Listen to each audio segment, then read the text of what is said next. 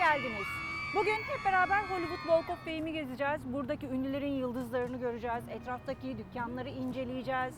Nerede ne var, nerede yemek yenir, hangisi daha iyidir, hangi ünlülerin mağazaları var. Bunların hepsini hep beraber göreceğiz. Haydi o zaman yola çıkalım.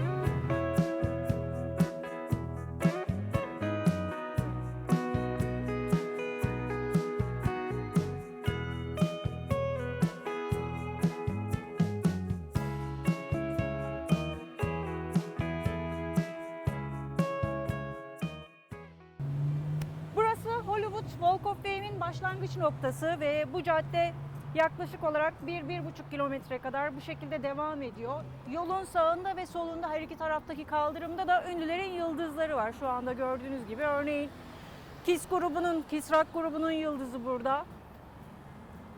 Carlos Santana var burada.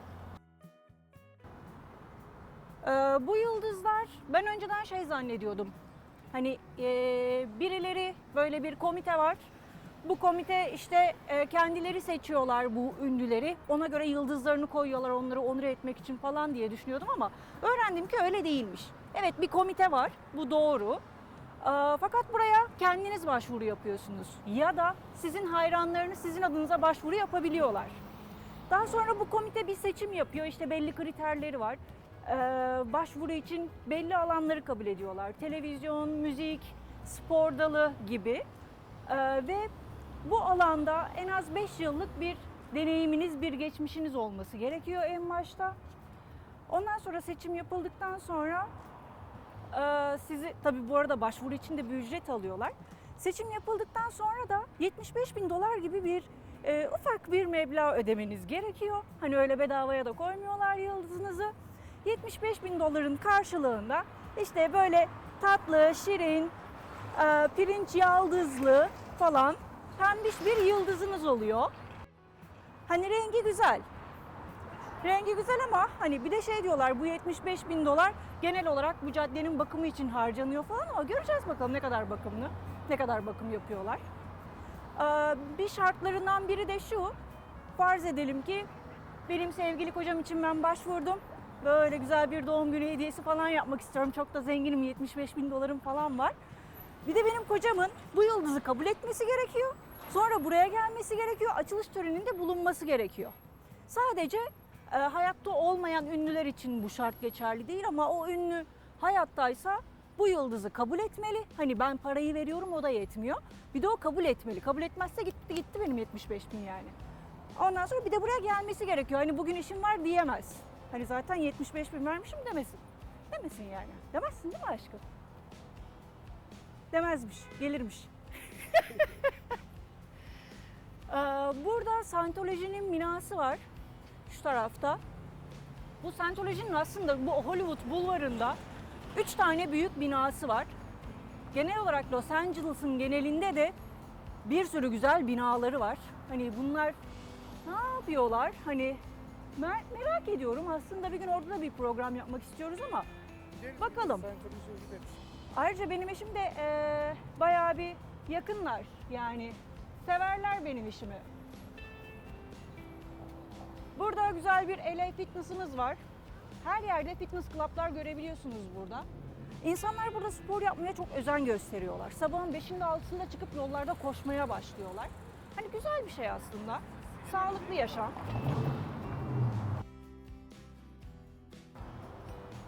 Burada da bir kanatlı öküzümüz var. Bu öküzün kanatları çok tatlı arkadaşlar. Eğer buraya gelirseniz, daha doğrusu Amerika'ya gelirseniz Buffalo Wild Wings'i denemenizi tavsiye ederim. Gerçekten tavuk kanadı deyip geçmeyin. Hani çok güzel soslarla birleştiriyorlar. O kadar lezzetli yapıyorlar ki bizim favori mekanlarımızdan biri burası. Fiyatları da aslında gayet mantıklı. Bundle falan almaya kalktığınız zaman böyle $20, $25 gibi fiyatlara gayet güzel bundle'ları var. 2 kişi için fazlasıyla yeterli, doyurucu.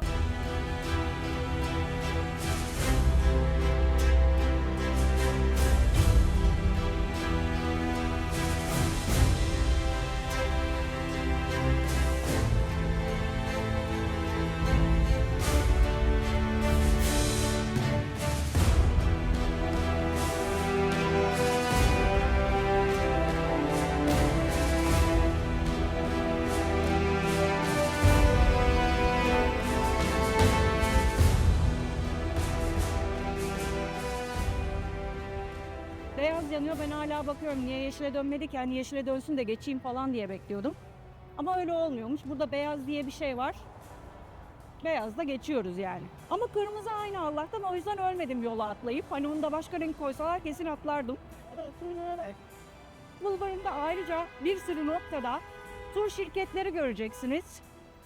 Böyle çok güzel üstü açık minibüsler, küçük otobüsler, büyük otobüsler de var ayrıca. Bunlar sizi alıyorlar böyle Hollywood Bulvarı'ndan başlıyorlar. Oradan işte Sunset Square'di, oradan işte Beverly Hills'ti, Hollywood Hills'ti. Her biri genel olarak hemen hemen aynı rotayı izliyor ufak farklarla. Ünlülerin evlerinin önünden geçiyorsunuz. Onların fotoğraflarını çekebiliyorsunuz evlerin. Hatta bu turların en popüleri TMZ. Eğer buraya gelip bir tur yapmak isterseniz TMZ'yi tavsiye ederim. Çünkü TMZ aynı zamanda gayet büyük bir magazin kanalı. Bu nedenle ünlülerle sürekli... Evet, bu da mahallemizin bakkalı. Evet. How are you today? Thank you. Again? Oh my god. Evet, bu da mahallemizin bakkalı. Kendisi Koreli. Çok da şirin bir insandır böyle. Sürekli biraya uncle uncle der. Biray onun amcası olmuş durumda. Artık nasıl oldular bilmiyorum. Hani nereden bir kan bağı falan ama. Bana bulaştırdı bana. Evet, doğru. Bir sefer korona bulaştırdı. Kendisi oradayken bir şekilde kapmış koronayı. Daha sonra Biray o markete gittiğinde işte onunla sohbet ederken bir şekilde Biray'a da bulaştırdı. Sonra Biray eve geldi, bana bulaştırdı falan derken böyle bir evde bir 15 gün falan yattık. Hiç keyifli bir şey değildi. Burada böyle güzel bir Target'ımız var. Target'ı fiyatları açısından ben çok beğeniyorum. Gayet makul fiyatları var. Artı bir de buradaki marketler biraz daha farklı. Hani giyimdi, eczaneydi, her şey bir arada, kozmetikti falan. Hem meyvesi, sebzesi var, hem ev eşyası falan var. Hani bizdeki market kültüründen biraz daha farklı. Aradığınız her şey hakikaten var. Ama tabii ev eşyası ve giyim deyince benim en çok sevdiğim yerlerden birisi de Marshalls. Ötekisi de Rose. Rose'a da gideriz bir gün, dolaşırız. Marshall ve Rose ve buna benzer birkaç zincir daha var Amerika'da. Bunlar gerçekten ünlü markaların ürünlerini inanılmaz güzel tekliflerle satıyorlar. İnanılmaz güzel fiyatlara satıyorlar. Yani o yüzden Örneğin bir tişört ne kadar? örneğin bir Calvin Klein'dan elbise almak istediğinizde böyle bir 30-40 dolar arası fiyatlara alabiliyorsunuz. Ama bu bahsettiğim hani günlük elbiselerden bahsetmiyorum. Böyle bir davete falan giderken giyebileceğiniz tarzda. Ayakkabılar aynı şekilde 30 dolar 40 dolar arası, çantalar 40 dolar 50 dolar 30 dolar değişiyor çantanın şekline göre. Ama hani bu bahsettiklerim kesinlikle basic ürünler değil. Yani gayet şık, gayet böyle davetlik, düğünlük, derneklik falan şeyler. Fiyatlar inanılmaz güzel. Burada Madame Tussauds var. Hollywood Bulvarı'nın en popüler müzelerinden biri bu da. Bal Mumu Müzesi bildiğiniz gibi. Dünyanın birçok yerinde de şubeleri var. Burası da tam Hollywood Bulvarı'nın orta merkezinde olduğu için herkes tarafından çok seviliyor, çok ilgi görüyor. Hemen girişte Kobe Bryant'ın Bal Mumu heykelini görebilirsiniz. Hatta şurada ikinci katta Iron Man var. Her gün bize bakıyor oradan. Şimdi onu da göreceğiz. Onun hemen yanında bir de şey vardı şurada, Marshall'ın altında La La Land var. Bu La La Land'in ilginç bir hikayesi var. Bu Hollywood Bulvarı'nda bir sürü böyle hediyelik eşya dükkanı görebilirsiniz. Ama bu La La Land en iddialılarından biri. Sırf La La Land'in benim bildiğim 3 tane daha dükkanı var burada. Çok güzel, çok farklı hediyelik eşyalar bulabilirsiniz. Ama fiyat olarak bir tık pahalı. Hemen şurada merdivenin altında Everything $10 diyen bir yer var. Orada da aynı ürünleri buluyorsunuz ama 1/3 fiyatına buluyorsunuz. Oraya geçiyoruz. Onları direkt böyle 1/3 fiyatına alabiliyorsunuz. Hemen hemen aynı ürünler. Kahve kupaları, anahtarlıklar, şapkalar, tişörtler. Gayet keyifli ürünler var açıkçası. Ben beğeniyorum. Hemen onun yanında Chinese Theater var. Chinese Theater da çok eski ve önemli yapılardan biri burada. Zamanında ilk açıldığı yıllarda hatta Oscar törenleri bile düzenlenmiş. Günümüzde de birçok ünlü sinema filminin galası halen burada yapılmakta.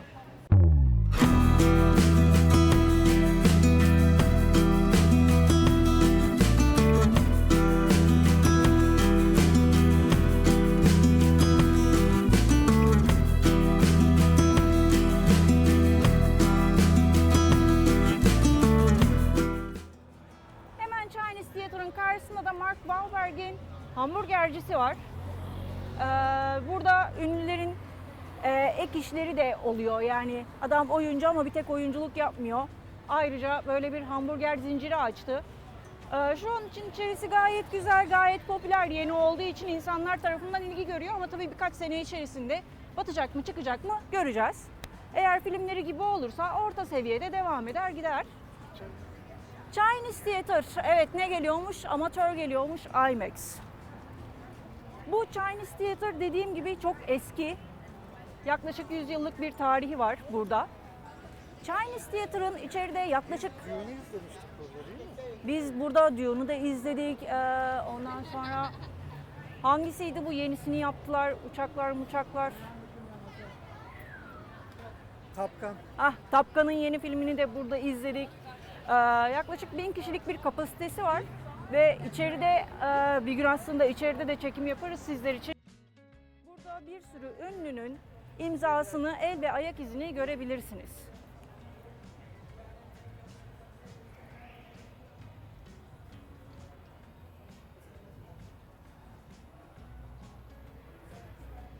Örneğin bu La La Land, Ryan Gosling and Emma Stone 2016 yılında gelip burada el ve ayak izlerini koymuşlar. Şuralar da zamanla dolacak. Robert Downey Jr. Evet. 2009'da Robert Downey Jr. imzalamış.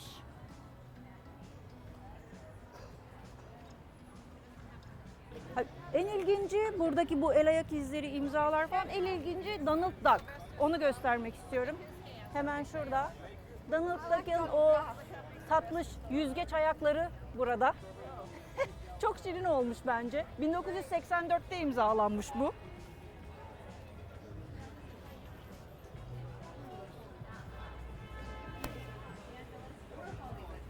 Today, keychains are only 99 cents. That's right, the best keychain deal in Hollywood for only 99 cents. Chinese Theater'ın dışında burada bir diğer ünlü olan sinema salonuysa El Capitan. El Capitan Disney'in evi olarak adlandırılıyor. Burası El Capitan Tiyatrosu, Disney'in evi olarak adlandırılıyor. Disney tüm ürettiği filmlerin galalarını burada yapıyor ve sürekli Disney'in filmleri burada yer alıyor. Hemen yanında Jimmy Kimmel var. Jimmy Kimmel'ın stüdyosu burada. Jimmy Kimmel da sürekli biliyorsunuz böyle en üst noktadaki ünlü insanları ağırlıyor programlarında. Hatta yaklaşık 1-1,5 yıl önce sürpriz bir şekilde Joe Biden'ı ağırladı. Bizim evimiz de hemen tam bu binanın arkasında olduğu için bizim için büyük bir sürpriz oldu. Çünkü polis civardaki tüm yolları kapamıştı. Eve ulaşmakta falan bayağı bir zorluk yaşadık o gün. Ama neyse ki hani burada kimliklerde herkesin ev adresi de yazmış olduğu için kimliğimizi göstererek evimize ulaşabildik. Hemen El Capitan'ın ve Jimmy Kimmel'ın karşısında Dolby Theater var. Dolby Theater dünyaca ünlü Oscar ödül töreninin yapıldığı yer. Şimdi içeriye doğru bir yürüyeceğiz. Buradaki koridor benim çok hoşuma gidiyor. Koridorun kolonlarında sağda ve solda yılları göreceksiniz ve yıllarla beraber o yıl hangi filmin ödül kazandığı yazıyor. Tüm filmlerin isimlerini burada okuyabiliyorsunuz. Hemen tam karşımızda da zaten o meşhur kırmızı halının devamı olan merdivenleri görüyorsunuz.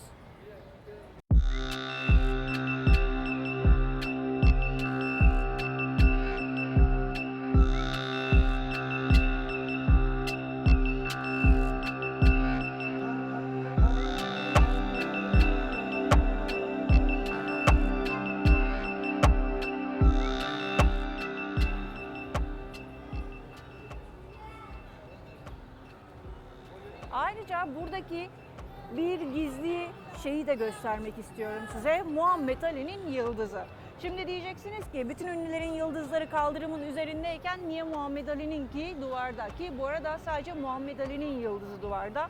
Çünkü Muhammed Ali biliyorsunuz sonradan Müslümanlığı kabul etti ve Muhammed'in ismini aldı. O yüzden yıldızı koyulurken söylediği şey şu: ben bir peygamberin adını taşıyorum ve kimse bu isme ayaklarıyla basamaz. Bu nedenle kimsenin ayağıyla basamayacağı bir yere yerleştirildi yıldızı. Hani bu da çok güzel bir bilgi, ince bir detay. Az önce bahsettiğim en güzel turlardan biri dediğim TMZ'nin tur otobüsleri de buradan kalkıyor. TMZ'yi neden bu kadar öneriyorum? Çünkü TMZ aynı zamanda gayet büyük ve ciddi bir magazin kanalı. Bu yüzden ünlülerle diyalogları her zaman iyi. Bazen tur otobüsü ünlülerin evinin önünden geçerken ünlüler böyle cama, balkona çıkıp size el sallayabiliyor. Yani bu normalde pek göremeyeceğiniz bir şey. Onun haricinde burada böyle bir sürü küçük küçük tezgahlar açıyorlar yolun üzerinde. Bunlar genelde hediyelik ürünler. Ayrıca bir de burada araba kiralayıp dolaşabiliyorsunuz böyle civarda. Ufak bir tur atabiliyorsunuz. İşte Tesla'lar, Ferrari'ler ve buna benzer ünlü markalar yer alıyor. Onun haricinde bir de burada kaldırım sanatçıları var. Şimdi onlardan da birkaç tanesini göreceğiz. Hemen burada Ovation var. Ovation'ın özelliği merdivenlerden çıkıp karşıya baktığınızda direkt Hollywood Sign'ı görebiliyorsunuz.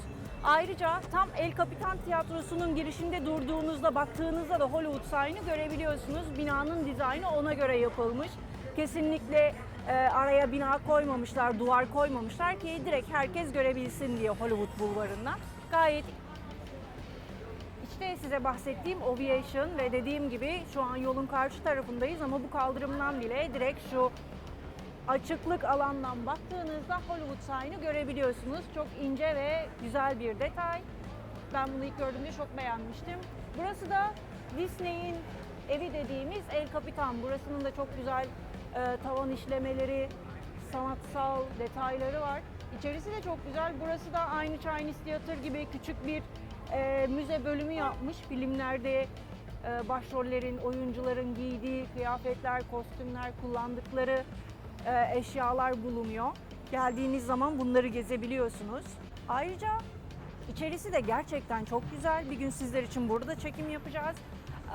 Her zaman filmden önce ufak bir piyano dinletisi oluyor. Hatta biz buraya birkaç defa geldik. Avatar'ı burada izledik. Çok güzel anahtarlıklar hediye ettiler bize. Bir de koleksiyon ürünleri alabiliyorsunuz. Film yeni vizyona çıktığında bazı özel ürünler yapıyorlar. Bunlar koleksiyonluk. Bizim mesela çok güzel bir Avatar popcorn kovamız var. Onu saklıyoruz. İleride bunun çok değerleneceğini düşünüyoruz. Çünkü bunlar sadece belirli sayıda üretiliyor. Sadece o dönem üretiliyor.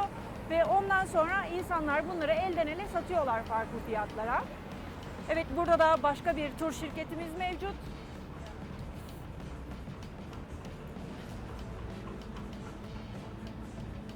Aynı zamanda buranın otobüsleri, Los Angeles'ın otobüs ağı çok geniş.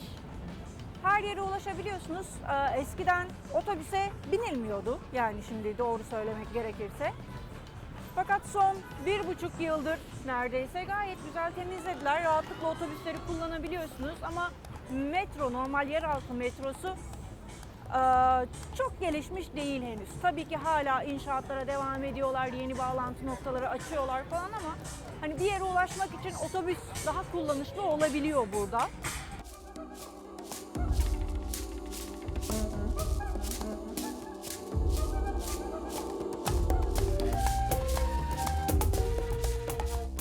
Pizzacı var.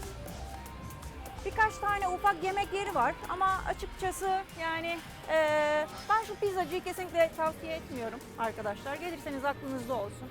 Hani daha yenilebilir yemekler satan yerler mevcut. Örneğin burada şeyler çok ilginç. Sokak satıcıları özellikle sokak sosislisi yapıyorlar. Gerçekten çok başarılı. Şu pizzacıya 10 basarlar. Hatta şu ileride bir pizzacı daha var. Ona da 10 basarlar. Yani topluca buradaki bir sürü dükkana 10 basarlar yani. Burada İnan ya da İnanma Müzesi var. Guinness Rekorlar kitabına girmiş ilginç şeyleri burada sergiliyorlar. İşte bazılarının bal mumu heykelleri var. Bazı ürünlerin gerçekleri burada yer alıyor. Burası da çok keyifli bir yer. Şu yukarıdaki tatlış dinozor da güne göre değişiyor. Örneğin Sevgililer Günü'nde çok tatlış böyle kalpli bir aşk meleğine dönüşüyor. Halloween geldiğinde bir canavara dönüşüyor. Onu sürekli böyle tatlış bir şekilde giydiriyorlar, süslüyorlar. Benim çok hoşuma gidiyor. Şu karşıda Hollywood First National Building var. Benim şu cadde üzerindeki en beğendiğim bina. Şu an hiçbir şekilde kullanılmıyor ama binanın yapısı, tam Hollywood Bulvarı'nın ortasında oluşu Gerçekten çok etkileyici bir bina. GTA oynayanlar bu binayı gayet iyi bilirler. Çok beğeniyorum. Şimdi ileriye doğru devam edeceğiz. Orada da Hollywood Wax Museum var. Orayı göreceğiz.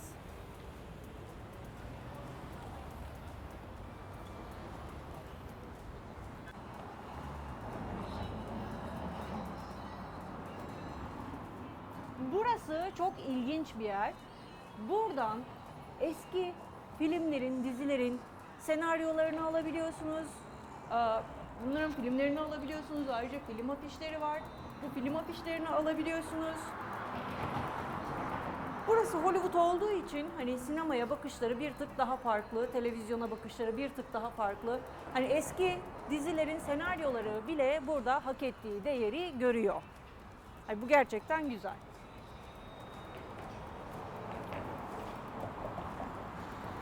Burada çok hoş bir spor ürün mağazası var.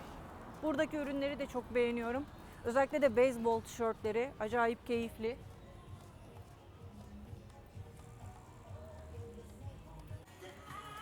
Bir de burada böyle çok güzel peruk dükkanları var. Ben bu dükkanları çok beğeniyorum. Örneğin şu benim favorilerimden biri. Şöyle göstermek istiyorum. Gayet güzel pembe bıyıklar falan, favori sakallar falan. Hani diyorum ki bunu böyle alsak set olarak kocamla beraber kullanırız. Bıyığı sakalı ona veririm, saçı da ben takarım. Gayet tatlış olur diye düşünüyorum. Sonuçta burası Los Angeles, Hollywood. Neden olmasın?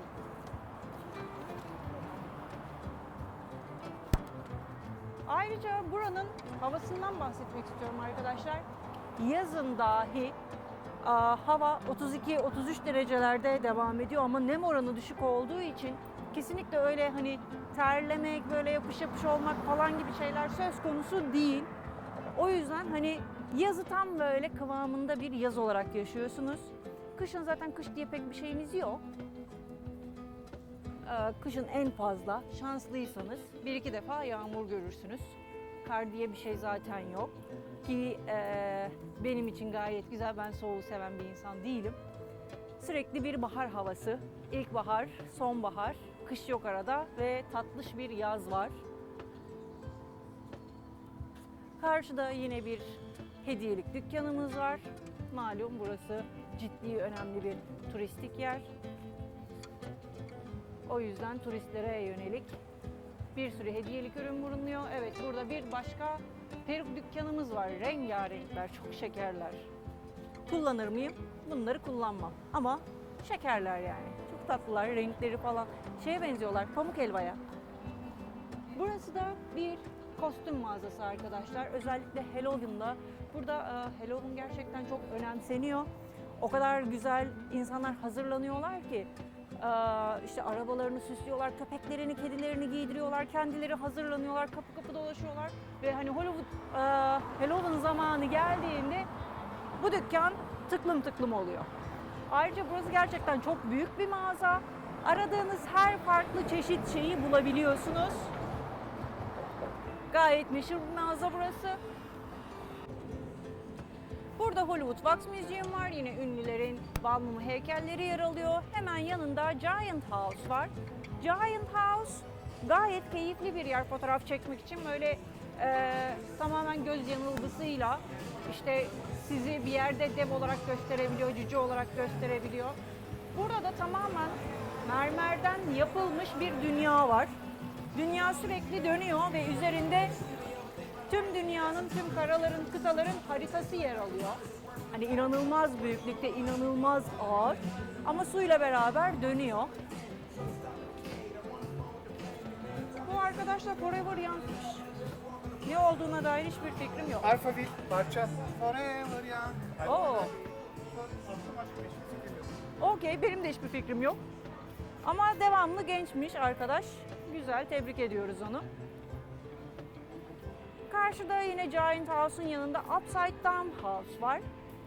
Burada da bütün dekorlar ters duruyor. Hani bu sosyal medyada görüyorsunuzdur. Adam sanki tavanda yürüyormuş gibi falan gözüküyor. Bunların hepsi bu Upside Down House'da çekiliyor genel olarak. Hemen yanında da Museum of Illusion var. O da aynı şekilde tamamen illüzyonlardan oluşan küçük stüdyoları var. Burası da eski Egypt Theater. Burayı yaklaşık 2 sene önce Netflix satın aldı. Artık burası da aynı El Capitan gibi Netflix'in kendine özel sinema salonu olacak. Burada zaten daha şimdiden yeni başlayan dizilerinin ilk gösterimlerini veya işte yeni çıkacak filmlerinin ilk gösterimlerini, galalarını yapmaya başladılar. Daha da hala geliştirmeye devam ediyorlar. Burada da küçük bir mağazası var. Netflix'te izlediğiniz dizilerin, filmlerin, karakterlerinin böyle küçük küçük oyuncakları, kıyafetleri, şapkaları falan bunları satıyorlar. Gayet güzel ürünler mevcut. Hemen şurada karşıda Jameson Irish Pub var. Bizim çok sevdiğimiz bir yerdir. Özellikle bir ay maçı izlemek istediği zaman geliyoruz buraya. Maçlarını izliyor. Benim favorim aslında hani tamam Jameson maçı izlemek için güzel bir yer ama benim favorim Cabo Cantina. İnanılmaz güzel Fiesta Fries yapıyorlar. Burası benim çok sevdiğim bir ayakkabı mağazası arkadaşlar. Hepsi özel tasarım bunların. Burada görebilirsiniz. Gerçekten çok farklı modeller üretiyorlar. Bence çok başarılı bir yer. Eğer Hollywood'a gelirseniz mutlaka uğramanızı tavsiye ederim. İnanılmaz güzel renkler ve modeller bulunuyor.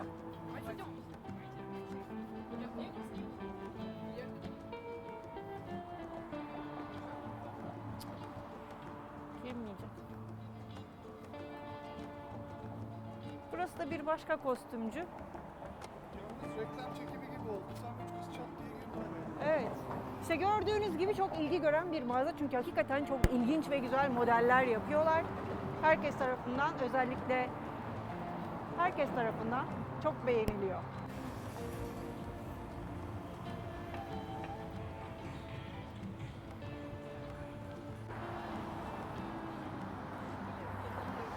Buradaki bir diğer güzel olay da burada bisiklet kullanmak çok keyifli. Bisikletlerin ciddi bir önceliği var. Hatta bir ara biz bisiklet almıştık. Bisikletle bütün Hollywood bulvarını dolaşmıştık. Hatta buradan downtown'dan bisikletleri almıştık. Downtown'dan Hollywood bulvarına kadar, eve kadar bisikletlerle gelmiştik. Burada bisikletliyseniz bütün arabalar size yer vermek zorunda ve en sağ şeridi sizinle paylaşmak zorundalar. Bu yüzden bisikletle burada dolaşmak çok keyifli. Hatta bir sürücüler açısından böyle mi? Bunu tabii kocama sormak lazım. Kocacığım ne diyorsun? Bisiklette ben seveyim, iyi sen. Gayet güzel bir açıklamaydı. Yani bisikleti kullanan oysa güzel, arabayı kullanan oysa güzel değil. Çok mantıklı. Ama genel olarak bisiklet kullanmak burada çok keyifli.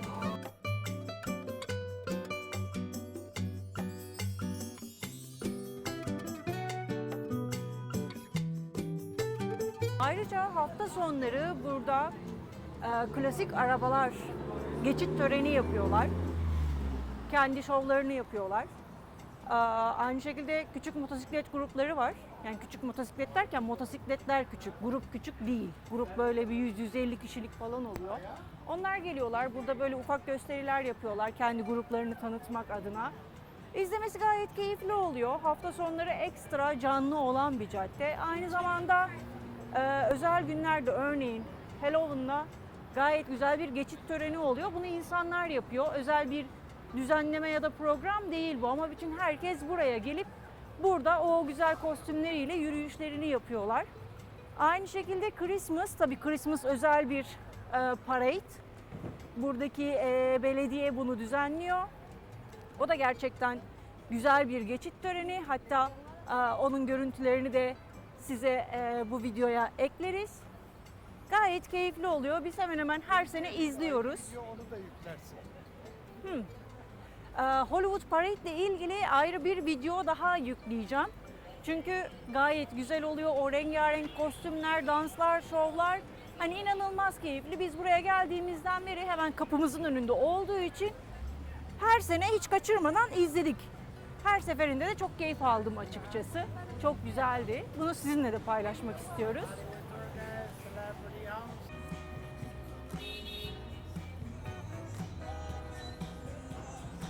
Evet geliyor bu arada. Geliyor. Geldi mi? Aa gelmiş bile. Gelmiş benim favori oyunumun filmi. Henüz gelmedim ama en kısa sürede geleceğim çünkü reklamları gördüğümden beri böyle gayet heyecanlıyım. Çok beğendim. Özellikle o köylüler vesaire falan karakterleri böyle tek tek tanıtıyor olmaları falan acayip hoşuma gitti. Ayrıca şu an her yerde bununla ilgili kampanyalar var. McDonald's işte özel Minecraft menüleri çıkarttı. İşte oyuncakçılarda özel oyuncak setleri var vesaire falan. Acayip güzel. Büyük ihtimal koleksiyonluk ürün de yaptılar bu filmden dolayı. Mutlaka bir şey alacağım. Burası da tarihi Roosevelt Otel. Burası da Hollywood'un en eski otellerinden biri. Burada Oscar töreni düzenleneceği zaman bu otelde yer bulamazsınız. Öyle bir şansınız yok. Çünkü daha birkaç yıl öncesinden Oscar törenine katılacak olan ünlüler buradan oda kiralıyorlar, odalarını kapattırıyorlar.